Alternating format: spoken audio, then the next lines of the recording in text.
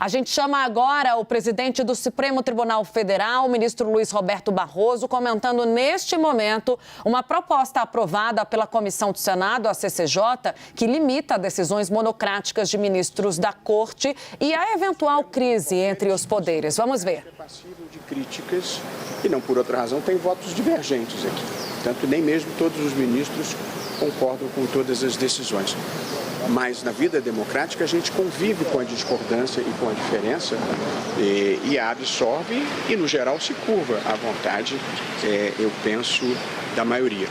De modo que eu, honesta e sinceramente, considerando uma instituição que vem funcionando bem, eu não vejo muita razão para se procurar mexer na composição e no funcionamento do Supremo.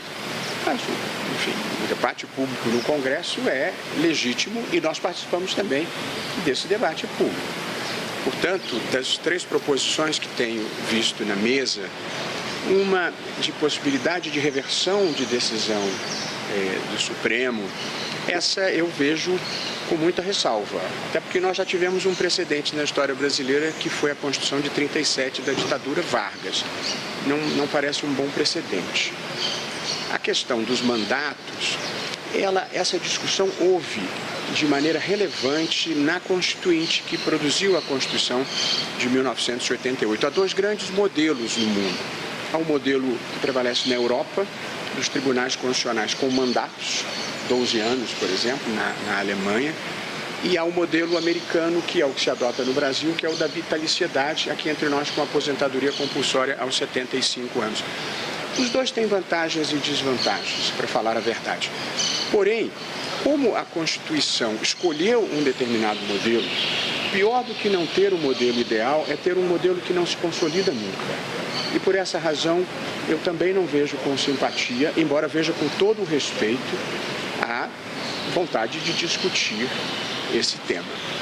E por fim, a questão da colegialidade é muito importante e acho que nós resolvemos isso internamente por decisão recente liderada pela ministra Rosa Weber, estabelecendo que todas as decisões em ações diretas têm que ser imediatamente levadas ao plenário. De modo que nós resolvemos a monocratização e em relação ao pedido de vista, em que, pelo que eu ouvi, eu ainda não consegui ler a proposta, seria um retorno da vista em 6 meses, a nossa solução é mais rigorosa, porque volta em 90 dias. Portanto, em síntese, eu acho que o lugar em que se fazem os debates públicos das questões nacionais é o Congresso, e, portanto, vejo com naturalidade que o debate esteja sendo feito, mas nós participamos desse debate também e, pessoalmente, acho que o Supremo, que talvez seja uma das instituições que melhor serviu ao Brasil na preservação da democracia, não está em hora de ser mexido. Presidente, o senhor vai conversar? Gente, a gente tem que ir para a sessão. O senhor vai ter algum tipo de reunião, presidente, com o Congresso, com o Pacheco? Eu tenho a melhor relação possível com o Congresso Nacional. Tenho a melhor relação possível com o presidente do Senado, que é uma figura fidalga, democrática, um advogado de sucesso, servindo ao país. Não temos nenhum tipo de problema. E da mesma forma com o presidente da Câmara dos Deputados, Arthur Lira, temos o melhor diálogo possível. E a capacidade de dialogar não exige concordância, exige apenas um espírito de boa fé e de boa vontade. E isso acho que todos nós temos. Obrigada. Presidente, uma última dúvida. Sabe quando vai colocar já o julgamento do 8 do 1 para o plenário? Não, ainda não. Tá. Tá bom, obrigado. Obrigada, presidente. Nós ouvimos agora o presidente do Supremo Tribunal Federal, Luiz Roberto Barroso, respondendo algumas críticas, né, Tainá, sobre algumas decisões do Senado Federal. Ele disse que não considera que seja um momento de mudança sobre decisões, nem sobre o modo de composição do Supremo Tribunal Federal. O que ele diz que a melhor relação que ele tem é possível com o Senado Federal. Diz, inclusive, que o Rodrigo Pacheco é uma figura democrática e fidalga, mas ele diz que tem muitas ressalvas sobre o funcionamento das decisões. Por quê? Porque a Comissão de Constituição e Justiça do Senado Federal aprovou mudanças em relação às regras de pedido de vista, e também decisões individuais. A Thais Arbex, nossa analista, mais cedo eu estava conversando com ela, ela lembra que a ex-presidente do Supremo Tribunal Federal, Rosa Weber, já fez algumas mudanças que estão sendo discutidas agora, mas as discussões na CCJ vão um pouco mais adiante. E aí ele é perguntado a respeito da mudança da composição do Supremo Tribunal Federal, inicialmente com a divisão de indicações. Hoje os 11 nomes são indicados pelo presidente da República e aprovados pelo Senado Federal.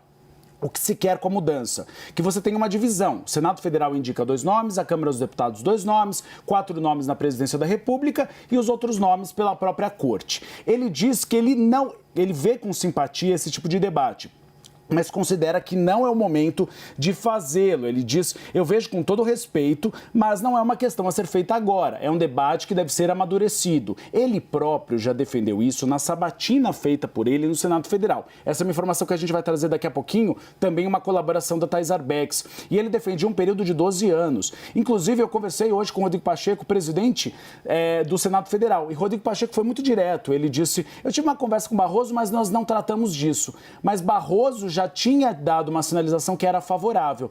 Mas a grande preocupação hoje do Supremo Tribunal Federal é que o clima está um pouco elevado. A temperatura está quente. Então, qualquer tipo de mudança nesse momento pode soar como uma espécie de retaliação. E é isso que o Supremo Tribunal Federal não quer. Então, o que quer o Supremo? Que esse debate seja feito em outro momento, mas não agora. Agora, Oi, fala, Valéria. Não, a Valéria está falando com a gente, nossa editora. Opa, tá, só um minutinho, deixa eu só amarrar. Na avaliação, o Barroso fez ali uma ponderação interessante quando ele faz um aceno não só para o presidente Pacheco, mas também menciona e elogia o presidente da Câmara dos Deputados, Arthur Lira, que hoje uma fonte do Senado que me dizia esse projeto não prospera e daqui a pouco a gente vai trazer o bastidor do que pensa a base do governo do Senado, Uribe, que diz, além de não acreditarem no projeto prosperar, porque não tem voto e não tem tempo, nem é o time de discutir isso, enxerga nesse movimento de Pacheco um movimento interno, um aceno já visando a substituição da sua própria cadeira na próxima eleição do Senado Federal. Vamos falar sobre isso. Mas essa fonte me dizia, duvido que Arthur Lira esteja de acordo com Rodrigo Pacheco. Vale lembrar que os dois estão travando uma batalha que começa naquela disputa pelo rito de MPs e que é ainda uma batalha velada que contrapõe esses dois polos. As opiniões, elas costumam ser divergentes de Pacheco e de Arthur Lira. O que fez o presidente da Câmara dos Deputados hoje? O gesto é muito importante porque ele vem às câmeras conversar com os jornalistas e se posiciona em relação a esse assunto defendido pelo Pacheco. Na avaliação de Arthur Lira, para aproximar os poderes ou para diminuir a temperatura, que é o que o Uribe estava falando, tratar de temas como esse seria a última medida possível, em outras palavras. Ele diz o seguinte, né, que para melhorar a relação do Congresso com o Supremo, o caminho não é tratar de mandatos de ministros, com prazo ou mesmo com impeachment. E aí fala, olha, a gente discutir o que foi tratado na Comissão de Constituição e Justiça. Portanto, falar sobre as decisões monocráticas da Corte, sim. Agora, discutir mandato, discutir impeachment, não. Então, Arthur Lira já se posiciona no lado contrário de Rodrigo Pacheco nessa briga.